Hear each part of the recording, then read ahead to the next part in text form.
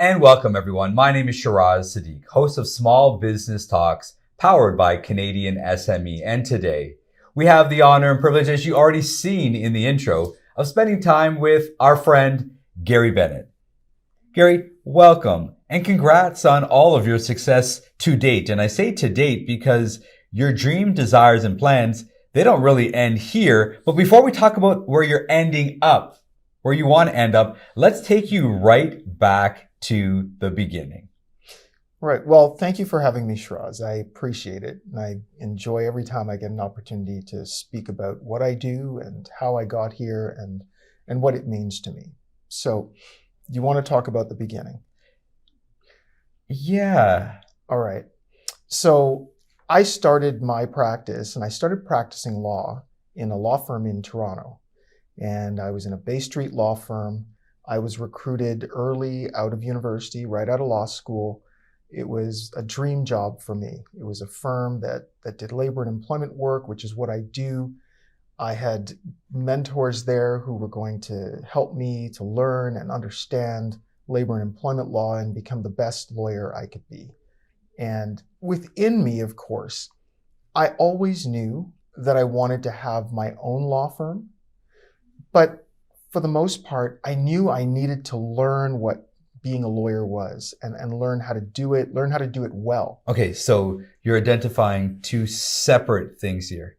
There is the skill set required and mastering of that skill set, or we're developing that skill set before you felt comfortable jumping into your own entrepreneurial journey to launch your own firm. Exactly. And when I started this, I had it in mind that I was going to spend my first 5 years. I was going to spend 5 years in a firm and get rooted and planted and learn and understand how things worked. What was a client? How did you work with a client?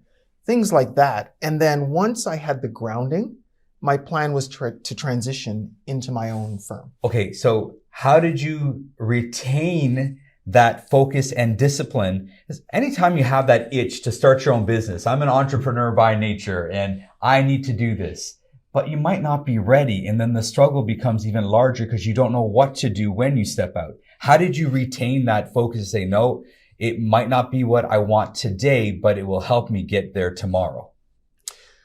So when I began in Toronto, I knew fresh out of law school that I was really green. Honestly, I didn't understand anything about the business. I didn't understand anything about the practice. Okay. And so as much as I knew I wanted to do this and I wanted to be great and I wanted to be successful, I also understood that the fear of starting and trying to service a client and trying to help somebody was real because I just didn't know. I didn't have a frame of reference.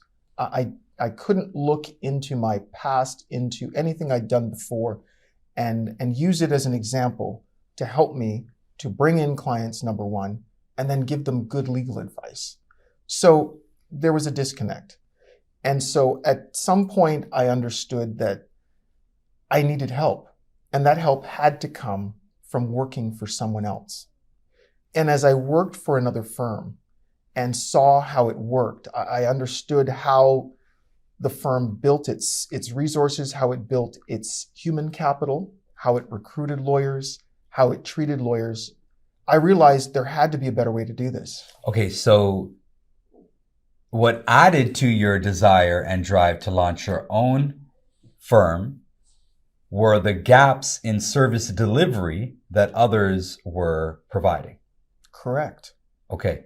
Now, you've probably thought about stepping out, starting your own business as well in whatever industry that you are. And you're probably recognizing the need to deliver that better mousetrap, to innovate how to deliver products and services to the market.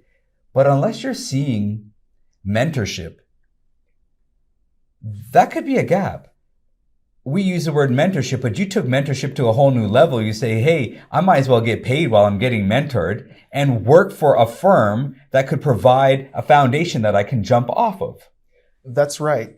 And so I took the example of this Toronto-styled firm that I worked in. Okay. And I took it outside of Toronto and after a couple of years, I moved to a Mississauga setting, Okay. which was step one towards working in my own practice. And I started my own business, but I was within another firm.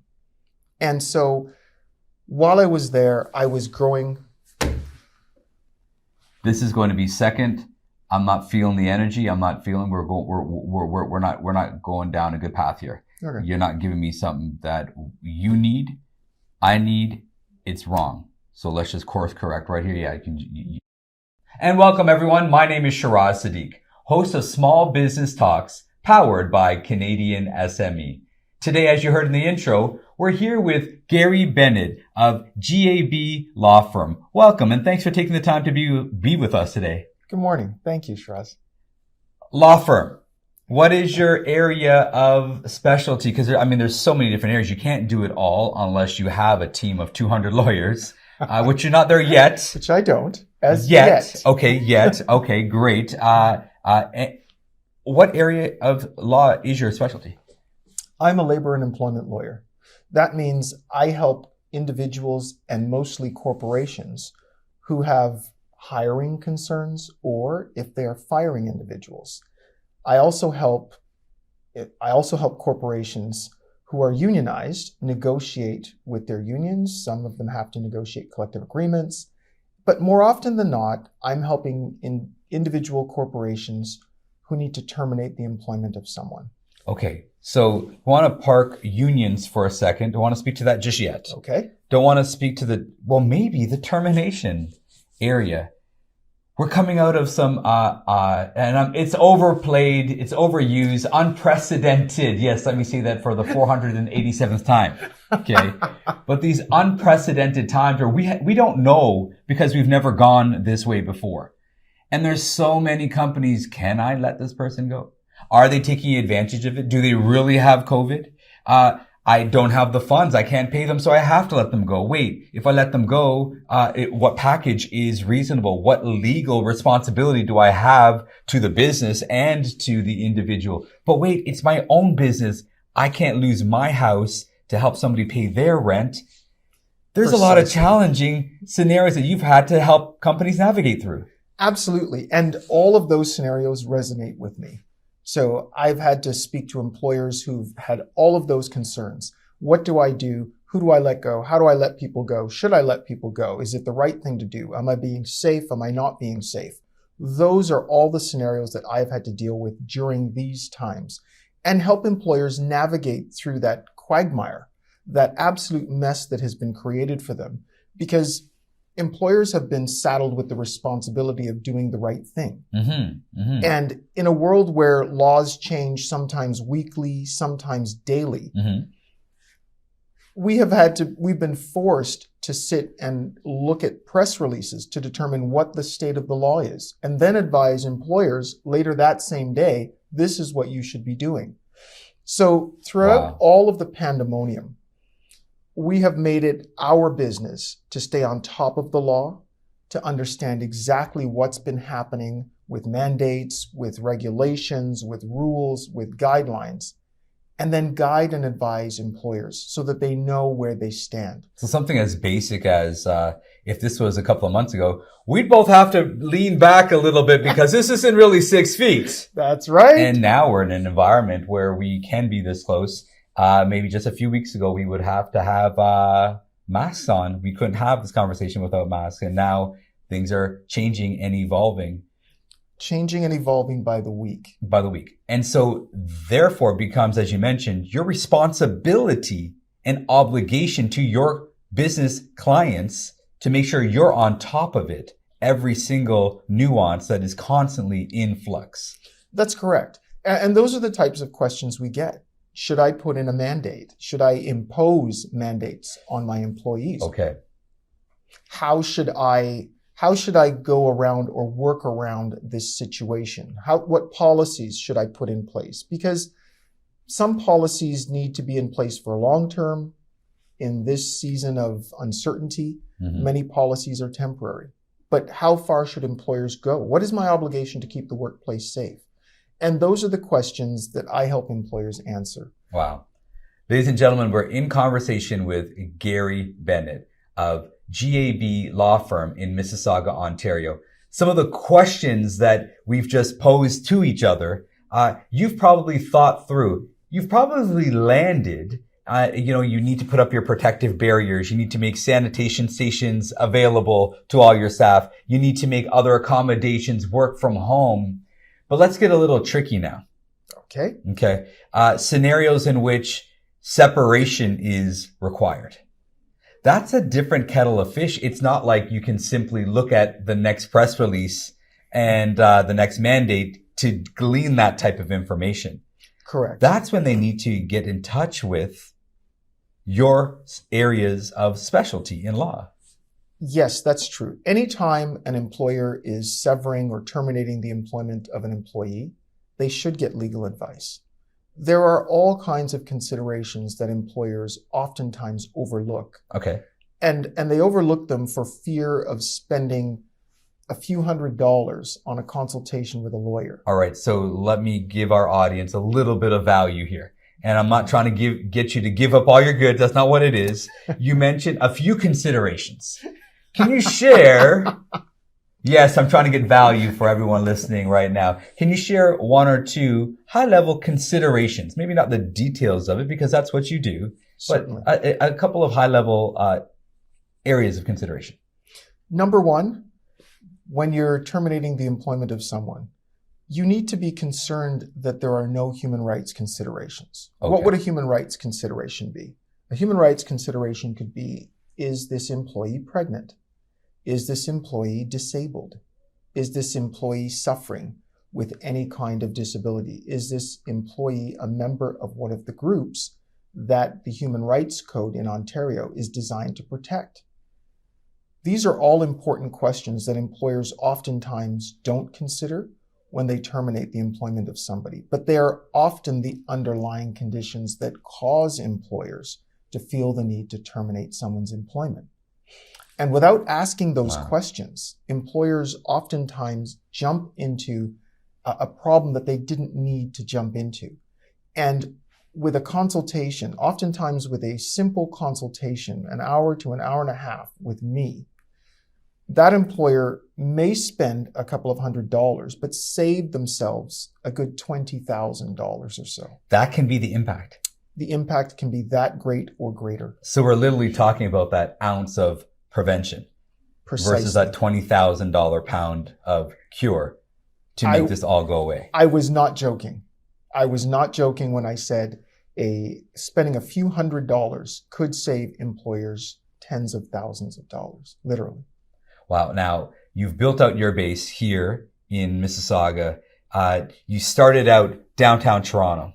And let's talk a little bit about your entrepreneurial journey, right? And you've stayed true to your principles of wanting to help businesses be more effective in how they handle staff, add, shrink, whatever the case is with staff. But you've seen elements that you have not liked where you've worked before. And that's kind of been an impetus for you to do it a little differently. That's right, Shiraz. I started out in Toronto on Bay Street, and I was recruited from university. I was recruited straight out of law school from a Bay Street firm. It was a dream job. It was a great opportunity. I loved it. I enjoyed every moment of it. But I always knew that my goal, my end game, was to end up in my own firm. Okay. So I set out to Toronto. I set out to this firm to learn and understand how a law firm works, how the business of law works. How the business of law works. Okay. Correct. Because the business of law is different from practicing and being a lawyer. So we learn about being a lawyer in law school. Okay. Nobody teaches us the business of law. Wow. And ladies and gentlemen, we're in conversation with Gary Bennett of GAB Law Firm in Mississauga, Ontario. When we come back, I want to split that hair because that seems like a significant difference between what you do for your job, for your living, but how to execute and operationalize your skill and bring it to market. We'll be right back. And welcome back. Once again, we're here with Gary Bennett of GAB Law Firm. Now, just before we took that short break, we were speaking about the difference between operationalizing what you do and what you do and where that comes together. Now, you'd probably say it in a different way. Well, if we're splitting that hair, the way I say it is practicing law and the business of law. Okay, so practicing law, so that's the skill. Correct. And the business of law, how you bring that to market or how you run your biz. Okay, if you can explain a little bit more. No problem. Let me help you with that. So the business of law is how you build a law firm. Okay. And it's not just about bringing in clients. It's also about growth. How do you grow your firm? How do you bring in more lawyers? How do you bring in more paralegals, more law clerks? So it's a chicken and an egg type of equation. If we want to talk about building the firm, maybe we can talk about that now. In terms of building a law practice, most lawyers and many lawyers I mentor today have trouble building. They understand how to be a lawyer, but they have trouble bringing in the business and keeping the business. Okay. And growing their business to the place where they can handle the business that they want to bring in. Okay. So for our audience listening in, that's probably not unique to law then. That sounds like every entrepreneur's battle, the difference between doing their business and growing their business, adding elements like HR. Absolutely. Right. And so what I'm also hearing is, well, my background is sales, right? Sales trainer for a number of years, managing large sales teams and being a direct contributor from a sales perspective. We always had sales coaches. We always had programs that they would send us on, but we always had a resource that we can lean into. For an HR department, when it comes to the matters, the legal side, how often do companies really set themselves up to support their HR team to lean into? Unfortunately, not nearly enough.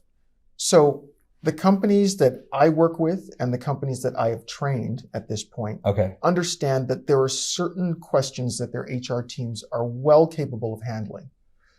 But when it comes to terminations and some levels of discipline, there are questions that have to be vetted through lawyers. They have to be vetted through a labor and employment lawyer. And that's where I come in. And the difference can mean between getting an employee who decides to sue or to bring a human rights complaint because they feel the way they were disciplined or the way they were terminated was wrong, or an employee who feels, you know what, the discipline is correct and it matches the wrong that I committed, and I'm going to try and do better and be a good employee and contribute. So here's how I operate. In my practice, what I like to do is I like to train human resources professionals. I like to communicate with them as often as possible. And what I tend to do is for the employers, I train them to say, before you make your termination decisions, please call me. Let's talk about it. Let's spend an hour and discuss this case. Let's find out, are there any human rights concerns? Is this person pregnant? Is this person from a racialized minority? Are there reasons that you may not have thought about that this person which are causing this person to behave in the way that they're behaving that might cause problems for your business? And once we go through some of those examples and once we go through some of the scenarios, we can oftentimes come up with a plan and a proposal that can either rehabilitate the employee or, if necessary, terminate the employee in a way that is fair. Okay. So I'm hearing you, but I'm seeing your mind picture some ugly scenarios that you've probably had, some ugly messes that you probably have had to clean up in the past. For some of your clients now, I would never get you to expose any details. Of course, some of the famous ones that we are aware of, a few months ago, the pharmaceutical company in the States were over a Zoom call, a general Zoom call, fires a few hundred of his staff. And of course, the blowback was so tremendous. That was bad. That is bad, right? And those are the ones that we hear about.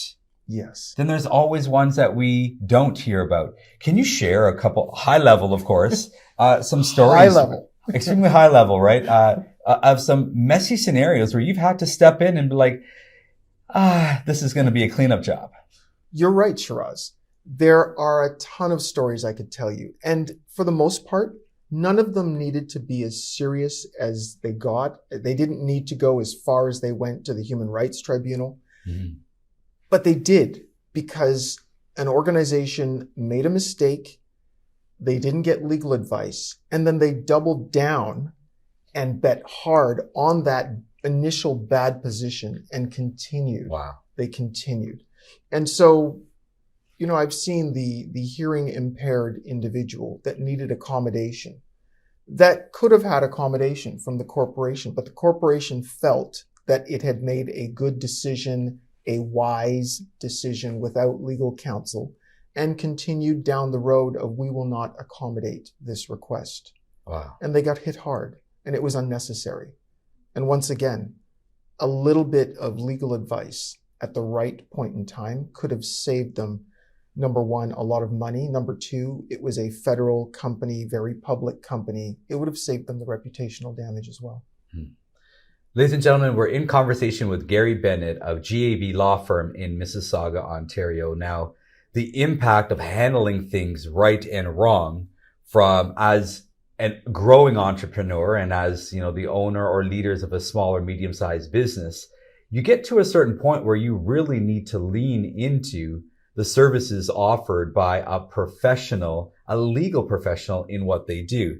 And you have just described some of the messes that can be created if not handled the way that they're supposed to be. So it's almost like this isn't a luxury. Not at all. This is a need. Every corporation needs to have labor and employment counsel. Once you have one employee, you will need labor and employment counsel at some point, because you're going to have to discipline someone. You may need to hire somebody new. You may need to terminate somebody's employment. Right. All those decisions require legal counsel. Earlier, you mentioned that some HR departments, leaders in their organizations, or entrepreneurs, whether small or medium-sized business of that size, they don't know how to engage lawyers. I've met your staff here, and they're wonderful people. They're all looking in. Shout out to everybody looking through the window right now. It's not that hard. You're not that scary. Not at all. It is so easy. All you need to do, and most people do this, is they pick up the phone and they reach out to us, call us, ask for an appointment. Most times when a corporation calls, what they really want to do is have a phone call with me to find out, does he really know what he's doing? Okay. Does he understand a business like ours? And then we can get into the advice and I can help them. And so most corporations will call, some will reach out through the internet, they will email us, but please, it's so important that you get that legal advice when you need it. Don't be shy, reach out, contact us, and set up that initial meeting. I'd like to meet with you. I'd like to meet with your HR team. And I'd like to provide that advice that will save you tens of thousands of dollars in a big mistake that can be avoided. Ladies and gentlemen, we're here with Gary Bennett of GAB Law Firm in Mississauga, Ontario.